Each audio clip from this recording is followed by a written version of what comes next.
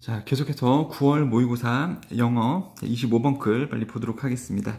에디 아담스는 태어났습니다. 펜실바니아의 켄싱턴에서 태어났습니다.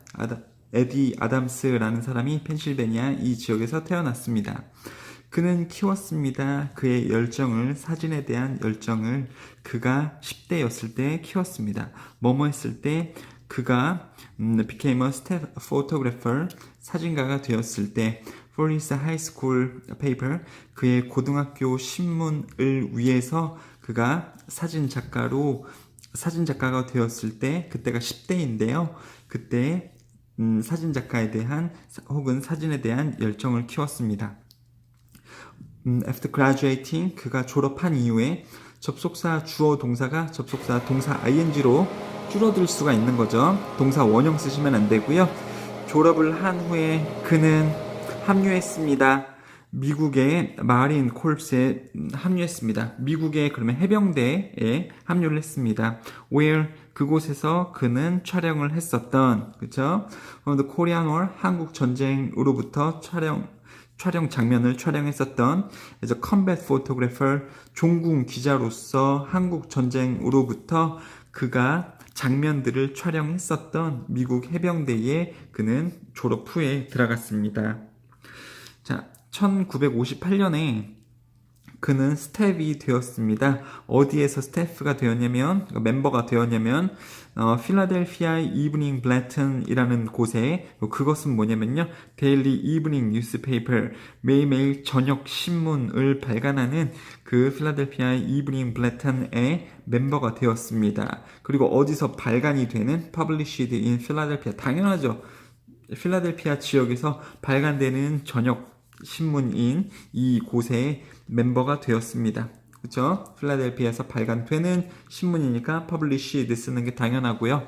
1962년에 그는 또 합류했습니다. Associated Press, AP 통신, AP 연합통신에 그는 합류했습니다. 그리고 10년 후에 그는 떠났습니다. AP 이 회사를 떠났습니다. To work 일하기 위해 as a 프리랜서로서 일하기 위해 for Time Magazine 타임 잡지의 프리랜서로서 일을 하기 위해 그는 AP 여기를 떠났습니다. 10년 후에 여기에 1962년에 들어가고 그러니까 한 1972년쯤에 AP 통신을 연합통신을 떠나서 타임 매거진에 들어가서 프리랜서로 일을 했다라고 우리가 내용을 확인할 수가 있는 거죠. 그 다음에 사이공 익스큐션 포토 420 베트남에 옛날 사이공 있었잖아요, 여러분들. 베트남 전쟁에서.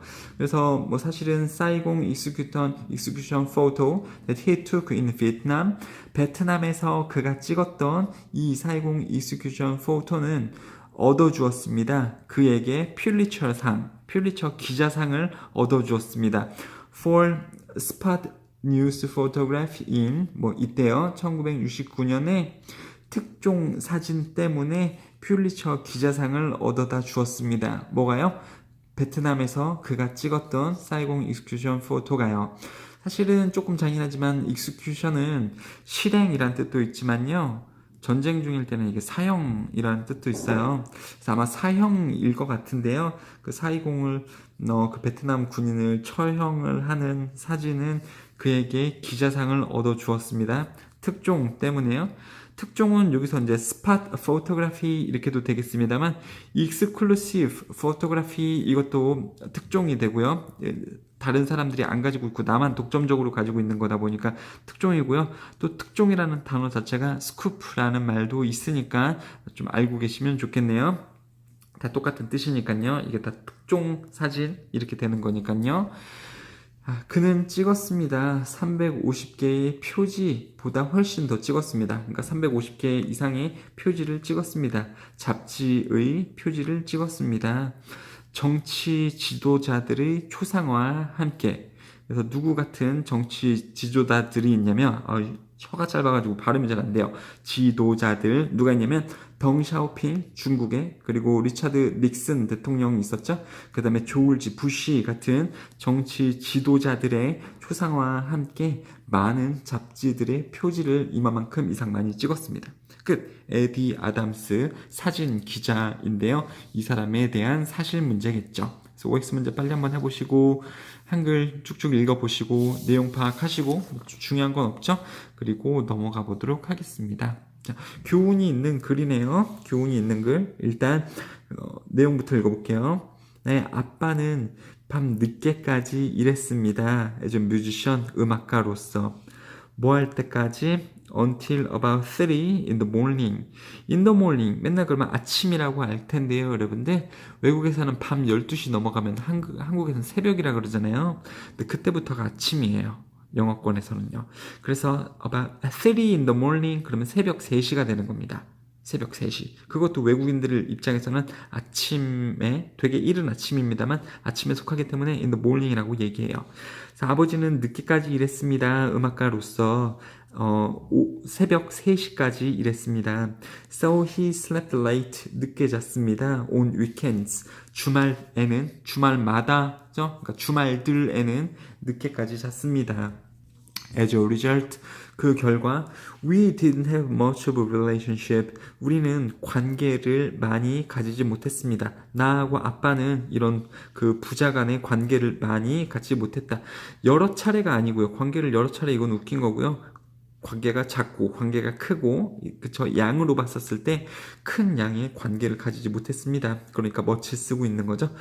관계가 크지 않았습니다. When I was young, 내가 어렸을 때 other than him constantly nagging me. 관계를 가지지 못했습니다. other than 뭐 말고는요. 자, other than 여기서 than이 어떤 뭐 전치사로 이 자체로 쓰일 수가 있죠. 전치사 다음에 동사 쓰려면은 동사 ing를 써야 됩니다. 그러니까 나를 꾸짖는 것 말고는 그러니까 내가 어렸을 때 아빠하고 우리는 관계가 별로 뭐 크지 않았습니다. 뭐 말고는 나를 꾸짖는 것 말고는요. 그렇죠? 전치사 뒤에 동명사 쓰는 거고요. 근데 누가 나를 꾸짖을까요? 아빠가요. 그게 지금 이렇게 동명사 앞에 의미상의 주어로 나오고 있는 거죠. 동명상의 의미상 주어, 이 동사 ing 동작을 누가 하는지를 나타내주기 위해서 앞에 소유격 아니면 목적격을 쓰시면 되거든요. 근데 여기서는 목적격을 써서 나타내고 있죠. 그래서 뭐 말고는 내가 어렸을 때 그러니까 아빠가 나를 꾸짖는 것 말고는 나는 아빠하고 많은 관계를 가지지는 못했습니다. 되셨죠? 근데 또 어떻게 꾸짖어요? constantly, 지속적으로, 끊임없이 아빠가 나를 꾸짖는 것 외에는 아빠하고 관계가 별로 없었습니다. 근데 뭐 하라고 꾸짖냐면요. to take care of chores, 일들을 하라고. like 뭐 같은 일이죠? mowing the lawn. lawn은 잔디예요. mow는 깎답니다. 그래서 잔디 깎기 같은, 그리고 hedge, 울타리를 cutting, 자르는 것 같은, which I hated, 내가 싫어하는 울타리 자르기 그리고 잔디 깎기와 같은 일들을 나보고 하라고 나를 끊임없이 꾸짖는 아빠 말고는 내가 어렸을 때 우리는 별로 관계를 가지지 못했습니다. 그 결과 왜요? 아빠가 늦게까지 일하고 주말에는 항상 늦게까지 주무시기 때문에요. 아빠는 책임감 있는 남자였습니다. 다루는 무책임한 kid, 무책임한 아이. 이게 나죠? 나 무책임한 아이를 다루는 책임감 있는 사람이었습니다. 조금 이상하지만 그렇대요. How we interacted, 어떻게 우리가 소통했는지에 대한 기억은 웃기게 보입니다. 나에게 오늘날은 약간 웃기게 보여요. 그러니까 과거에 아빠하고 나하고 어떻게 소통했었는지에 대한 그것의 기억은 약간 오늘날 나에게는 웃기게 보입니다. 의주동이 나오고 있죠. 문장의 진행 중에 의문사 보이면 뒤에 주어 동사로 쓴다. 예를 들어서 어느 날 아빠는 나에게 말했습니다. 풀을 자르라고. 그쵸? mowing the lawn 하는 거죠. 잔디 깎으라고. 그리고 나는 결심했습니다. To do just the front yard. 앞마당만 하기로 결심했습니다. 뭘 해요? 자르기로 결심했습니다. 그리고 1번, 2번 postpone 하기로도 결심했습니다. 미루기로 결심했습니다. postpone 뒤에 동사 쓸 때 동명사 써야 되죠. doing the back, 여기서 backyard 얘기하는 거예요. 앞쪽 마당만 자르고 뒷 마당 자르는 것은 여기도 doing이 지금 cut를 얘기하는 건데 그것은 나중에 하기로 미뤘습니다. 그리고 then 그리고 나서 it rained, 비가 왔습니다. For a couple of days, 그러면 며칠 동안 비가 왔습니다. 그리고 뒤쪽 마당의 풀은 became so high, 너무 커져서 잔디가 높아져서 잔디가 많이 자라서 that I had to cut it with a sickle. 낫으로 잘라야만 했습니다. 원래 잔디깎기 자동으로 웅 이렇게 자를 수 있는데 너무 자라면 풀이 너무 자라면 잔디깎기 기계가 안 먹혀요. 그래서 낫으로 잘라야만 했습니다. 더 힘들게 해야만 했다 이거죠. 그렇죠? 그래서 어느 날 아빠는 나보고 잔디를 깎으라고 했고요. 나는 귀찮기 때문에 앞마당만 자르기로 했습니다. 그리고 뒷마당에 잔디 자르는 것은 미뤘습니다. 그리고 며칠 동안 비가 왔고요. 그리고 안 잘라둔 뒷마당의 잔디가 너무 높아졌기 때문에 나는 그 잔디를 낫으로 잘라야만 했었습니다. 참 바보죠. so high 대주어 동사, so 형용사 대주어 동사 목적어, 너무 뭐해서 결과로 주어가 동사 목적어 하다. 여기서 대시 생략이 될 수도 있거든요. 그러면 의미상으로 어쩔 수 없이 그렇게 해석할 수밖에 없어요. 너무 뭐해서 너무 뭐뭐하다 라고 해석할 수밖에 없습니다. so that 구문이 여기서 생략이 된 거고요. 그걸 모르면 여기서 해석이 조금 자연스럽지 않게 될 거예요. 되셨죠? 그리고 high 잔디가 너무 높아졌다, 많이 자랐다. 하일리 쓰시면 안 되죠. 하일리는 꽤나 이런 말이기 때문에요. 되셨죠? 자, 그리고 병렬 구조가 지금 and를 기점으로 decide to do 그리고 decide to postpone 이렇게 나오는 거죠. 그래서 투부정사로 지금 병렬 구조가 되어져 있고요. 이 병렬 구조 뒤에 나오는 투부정사의 to는 안 써도 되니까 지금 동사 원형으로 나온 것처럼 보입니다만 여기서 postpone을 ed를 붙인 형태로 쓰면 당연히 안 되겠죠. 그리고 여기도 highly로 쓰시면 안 되고요. so that 구문이 숨어 들어간 거였다. That took so long that 그것은 너무 오래 걸려서 여기서 그것은 뭡니까? 낫을, 시클을 가지고 잔디를 커팅을 해야 되는 것이죠. 그렇죠? 그러면 cutting the grass with a sickle 이거죠. 그래서 그렇게 낫을 가지고 잔디를 자르는 것이 너무 오래 걸려서 that the front yard was too high 앞마당의 풀도 너무 높아졌다. 잔디 깎기에 and so on 그런 식이었다. 그래서 너무 오래 걸려서 내가 그것을 끝냈을 즈음에 즉 뒷마당의 잔디를 깎는 것을 끝냈을 즈음에 또 앞마당의 잔디가 너무 잔디 깎기에 높아져서 또 문제 낫으로 깎아야 되고 안 좋은 일이 계속해서 맞물리게 되었다라는 거죠. 아빠 말을 잘 들어야 되는데요. 자, OX 문제 빨리 한번 해보시고요. 내용이 조금 뭐 이해가 안 될 수도 있겠죠. 내용이 자연스럽게 흘러가는 것은 아닙니다. 그래서 한글 해석을 한번 보시고 교훈은 이거예요. 하고자 하는 말은 이겁니다. 아빠가 제때에 끝내라고 했잖아요. 근데 아이가 미뤘죠. 그래서 나중에 미룬 결과로 어떻게 돼요? 제때에 있었으면 잘 끝낼 수 있는 일을 미룬 다음에 더 어렵게 끝내야만 하는 그러한 것들이 세상에는 많죠. 한국은 그러니까 교훈은요. 제때에 끝내지 않은 일은 나중에 너무 커진다. 그래서 제때에는 조그만 노력을 가지고 끝낼 수 있는 일이 이걸 밀어놓으면 나중에 일이 너무 커져서 노력을 되게 많이 들여야 되는 경우들이 있어요, 여러분들. 세상사에서 이런 일이 얼마나 자주 일어나면 교훈이 있습니까? 한국에도 교훈이 있는데 그걸 영어로 나타내는 교훈도 있기 때문에 여러분들 이 주제는 이 교훈으로 대체할 수 있을 것 같습니다. 일단 한글로 보자면 호미로 막을 곳을 가래로 막는다. 호미는 되게 조그맣게 생겼잖아요. 그래서 조그맣게 이것을 덮을 수 있는 곳을 냅두면 이 뚝이 터져가지고 되게 큰 덮개로 막아줘야 된다. 그렇죠? 조그마한 걸로 막을 수 있는 것을 가만둬가지고 이게 일이 커지면 굉장히 커다란 덮개로 노력을 해서 막아줘야 된다는 거고요. 영어는요, 스티치는 바늘 한 땀이에요. 그러니까 옷이 트져졌어요. 조그맣게 트져졌는데 그거를 바늘 한 번만 꼬매면은 제때 꼬매면 막을 수 있는데 그걸 냅두면은 나중에 더 커지겠죠. 이 트어진 부분이. 그럼 바느질을 더 여러 번 해줘야 되잖아요. 그렇죠? 그래서 한 번의 스티치, 제때 하는 한 번의 스티치는 바느질은 9번의 바느질을 아껴줄 수 있습니다. 9번의 바느질을 안 해도 됩니다. 제때에 바느질을 한 번 하면 이 똑같은 속담이 외국에도 있습니다. 좀 암기를 해주시고 자, 그 다음에 29번 글은 조금 경우에 따라서 어렵게 느껴지실 수가 있을 겁니다. 자, 볼게요. 29번이요. 사람들은 선천적으로 내재적으로 be inclined to 동사 하는 경향이 있습니다. 사람들은 to look for cause of event, 사건의 원인을 찾아보려고 하는 경향이 선천적으로 있습니다. 뭐 하기 위해? 형성하기 위해 설명을, 그리고 이야기 또는 설명을, 뭐에 대한 이야기나 설명일까요? 그 사건에 대한 이야기나 설명을 형성하기 위해, 정확하게 만들기 위해 그 사건의 원인을 항상 찾아보려고 하는 경향을 사람들은 가지고 있습니다.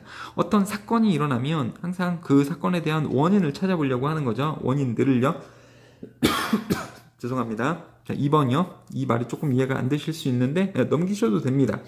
그것이 하나의 이유입니다. 왜 스토리텔링이 such a persuasive medium, 왜 스토리텔링이라는 것이 그렇게 설득력 있는 수단인지에 대한 이유입니다.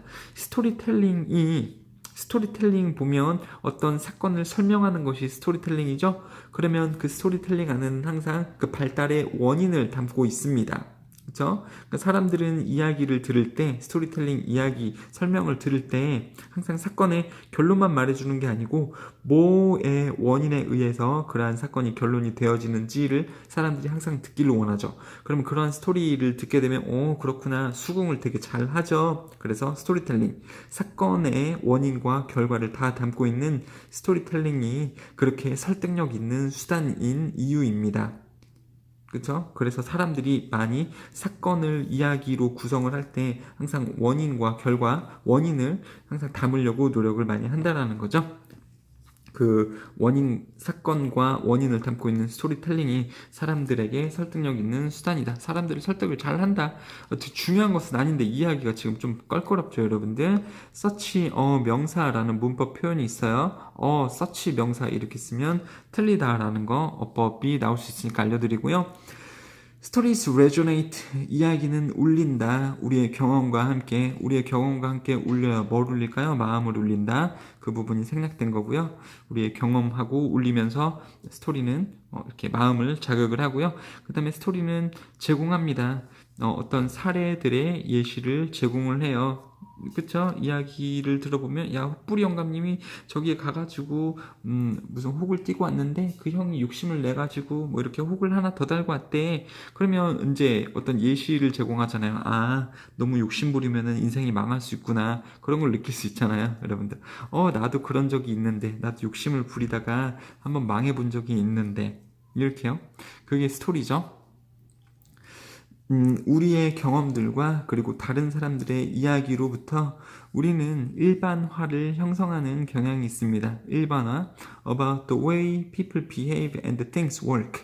어떠한 세상이 작동을 하고, 세상에 어떤 것들이 작동을 하고 사람들이 행동하는 방법들에 대해서 일반화를 만드는 경향이 있습니다. 다른 사람들의 경험이나 다른 사람들의 이야기를 통해서 맞아, 그런 식으로 참 사람들이 욕심을 부리면 망하도록 되어져 있지. 누구나 다 그렇지. 이런 식으로 일반화를 만든다고요. 자, 우리는 줍니다. 원인을 사건이나 이야기에게. 그러니까는 사건, 이야기가 있으면 항상 원인을 어떻게든 찾아서 원인을 여기다가 걸어준다라는 말이죠. 그렇죠? 사건에다가 항상 우리는 원인을 걸어주는 경향이 있습니다. 자, as long as 뭐가 뭐뭐 하는 한 cause and effect. 여기서 지금 and가 왜 이렇게 나왔는지 몰라요. 좀 오탄데요. 죄송합니다.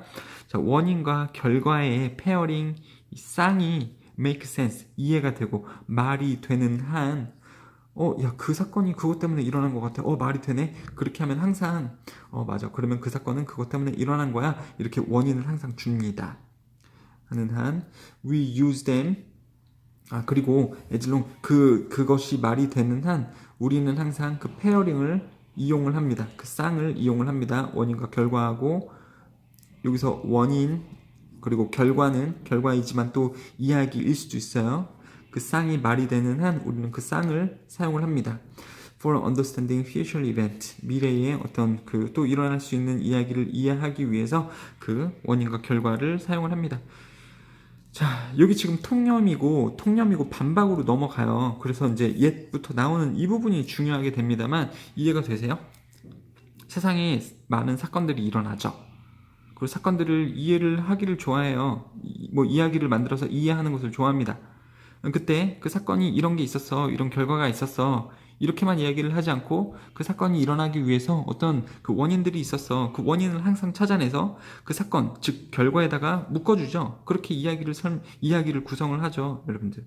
그 내용만 나온 거예요. 그 내용만요. 그래서 항상 사람들은 어떤 사건, 이야기가 있으면 그 사건을 일으켰던 원인을 어떻게든 찾아서 연관을 짓습니다. 그 attribute 이렇게 나온 거죠. 줍니다. 원인을 어떤 사건에게 매번 줍니다. 하지만 이러한 단순한 귀착, 연관을 짓는 것은 are often mistaken, 잘못되어질 수도 있습니다. 여기서 귀착시킨다라는 것은 원인을 항상 그 사건 이야기에 연결을 시킨다라는 그 연결지음, 그것은 잘못되는 경우도 있습니다. 7번이요. 가끔씩 그 귀착들, attribution, 귀착들은 의미합니다. 잘못된 원인을 의미할 때도 있습니다. 혹은 담고 있을 때가 있습니다.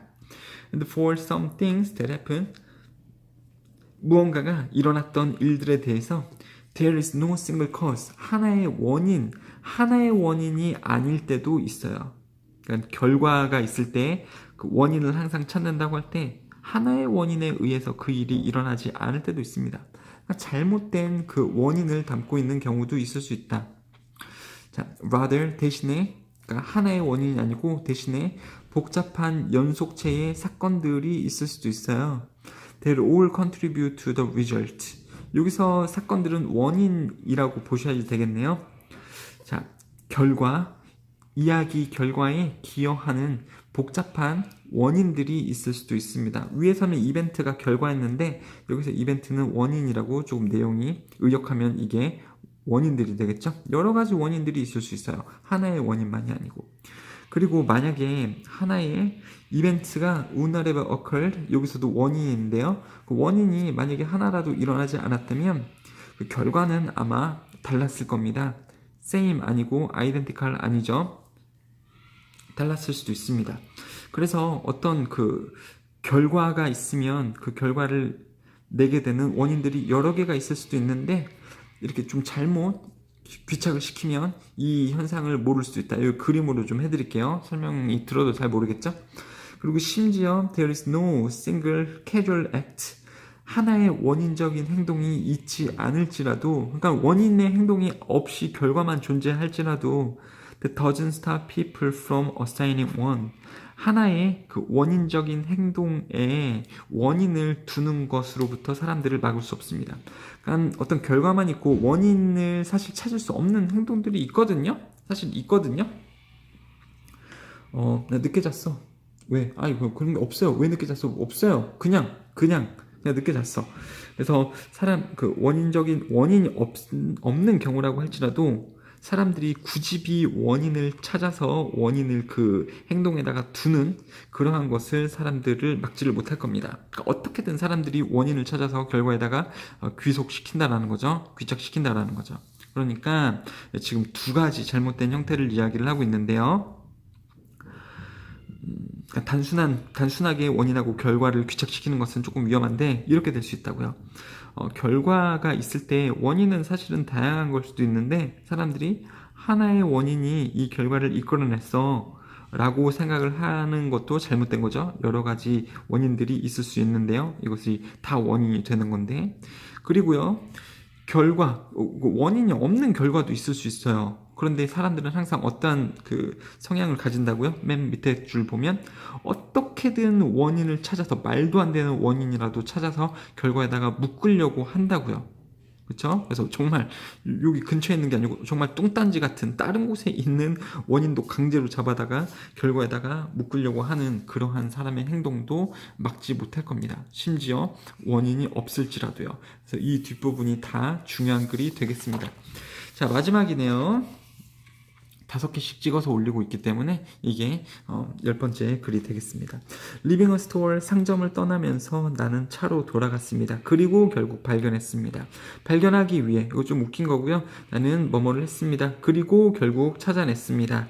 I've locked my car key. 내가 자동차 키를 잠갔다라는 것을, 그리고 전화기도 잠갔다라는 것을 inside the vehicle, 그 차량 안에 내가 차키하고 전화기를 둔 상태에서 문을 잠갔다라는 것을 결국 나는 발견했습니다. 맙소사죠, 지금. 자, 자전거를 타면서인 한 10대가 봤습니다. 나를 hit the tire, 바퀴를 차고 있는 나를 봤습니다. In frustration, 좌절하여. 지금 아이가 자전거를 타면서죠. 그러니까 능동에 ing를 써주고 있는 거고, 동사 원형 쓰시면 안 되죠. 왜요? 진짜 동사는 여기에 있으니까요. 그래서 자전거를 타는 중인 PP 써도 안 되고요. 그런 10대 애가 봤습니다. 나를, 내가 뭐 하고 있는 거를요? 그 바퀴를 차고 있는 것을요. 사역동사이기 때문에 목적어가 동작할 때 동사 원형 혹은 동사 ing를 써도 상관없겠습니다만 투부정사 쓰시면 안 되는 거죠. 좌절하여 내가 타이어를 차고 있는 것을 봤습니다. What's wrong? 뭐가 잘못됐어요? 소년이 물어봤습니다.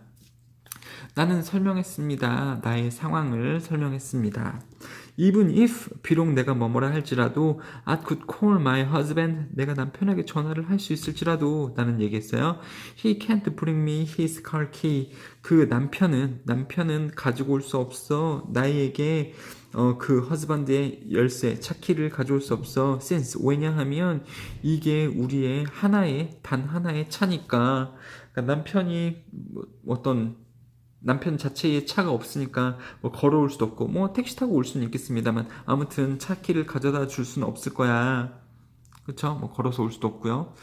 택시 타고 오면 되는데 그는 건넸습니다. 나에게 그의 전화기를. 요 10대 티네이저 그 10대는 나에게 전화기를 건넸습니다. 그 사려 깊은 소년 티네이저는 말했습니다. 사려 깊은 thoughtful, considerate 이런 게 다 사려 깊은입니다. considerable은 많은 양의 이런 말이기 때문에 비슷하게 생겨서 이게 항상 혼동어이거든요. considerable boy 이렇게 쓰면 잘못된 거예요. 상당한 소년은 이게 말이 안 되거든요. 상당한은 많은 이런 뜻이니까요. 아무튼 사려 깊은 considerate 소년은 말했습니다. Call your husband. 당신의 남편에게 전화를 하세요. 그리고 말하세요. 남편 husband에게 말하세요. 나 소년 I'm coming to get the key. 그의 남편의 열쇠를 가지러 제가 간다라는 것을 남편에게 말해주세요. 와, 전화기도 쓰게 해주고 남편한테 가서 이 자동차 키도 가지고 온대요. Are you sure? 너 10대야. 정말 괜찮니? 그것은 4마일, 왕복 4마일, 뭐 그냥 4km라고 보셔도 되는 거고요. Round trip, 야 왕복으로 4km인데 괜찮겠니? round 갔다가 오는 이 round요. 이러니까 왕복이 되는 거고요. one way는 한번 가는 거죠. 가는 것 따로 오는 것 따로. 그래서 이것을 편도라고 하는데요. 아무튼 야 갔다 오는데 4마일인데 4km인데 가는데 2마일, 오는데 2마일 이렇게 4km인데 don't worry about it. 걱정하지 마세요. 라고 소년이 이제 이야기를 하는 거겠죠. 자, 7번. An hour later, 1시간 후에 그 티네이저 소년은 돌아왔습니다. 열쇠와 함께. 그래서 나는 제안했습니다. 그에게 약간의 돈을 제안했지만 그 소년은 거절했습니다. refused, rejected. 그 소년은 10대는 거절했어요. Let's just say 그냥 우리 말합시다. 소년이요. I needed the exercise. 내가 그냥 운동이 필요했다고 그냥 말합시다. 그냥 그렇게 가정합시다. 라고 소년이 말했습니다. Then, like a cowboy in the movies, 영화에서 카우보이처럼, 그러니까 도와주고 사라지는 카우보이처럼, 카우보이는 사실은 그 서부 시대에 경찰관 역할을 했던 게 카우보이거든요. 그래서 항상 도와주는 역할이죠. 그래서 영화에서 카우보이처럼 그는 떠났습니다. 석양 안으로 도와주고 떠났습니다. 카우보이처럼. 여기서 희는 티네이저겠죠. 모르겠어요. 그렇게 전혀 어려운 글이 아니기 때문에 원래도 아마 지칭 추론 문제였을 거예요. 그래서 누가 남편이고 누가 소년인지 지칭하는 문제였을 텐데 여러분도 그 위주로 해서 좀 잘 읽어보시고 소년의 성격은 considerate가 되겠죠. 컨시더레이트가 되겠고 이 여자의 성격은 또 이제 물어볼 수가 있을 것 같아서 지금 생각나는데요. 여자의 성격은 어떨까요? 자신의 자동차 키하고 전화기를 차 안에 놓고 문을 잠갔어요. 그러면은 그 어떤 정신없는이죠. 그래서 소년의 그 성격은 considerate, 사려 깊은 아니면 thoughtful로 갈 수도 있고요. 여자의 성격을 나타내는 말이 있어요. 이건 absent. 여러분 absent 뭔지 아세요? absent. 뭐가 없어요? mind. 정신없는. 그래서 이제 absent minded 이러면 이게 이제 맨날 정신없는 뭐 놓고 다니고 맨날 실수하고 이게 absent minded거든요. 이런 게 좀 나올 수도 있을 것 같습니다. 되셨죠? 또 OX 문제 한번 해보시고 그 해석을 한번 해보시고요. OX 문제는 지난번과 마찬가지로 이 마지막 영상에 같이 좀 제공이 될 거예요. 2개의 영상이 더 남았다라는 거 좀 봐주시고요. 그래서 오늘은 23번부터 30번까지 다 봤습니다. 자, 감사합니다.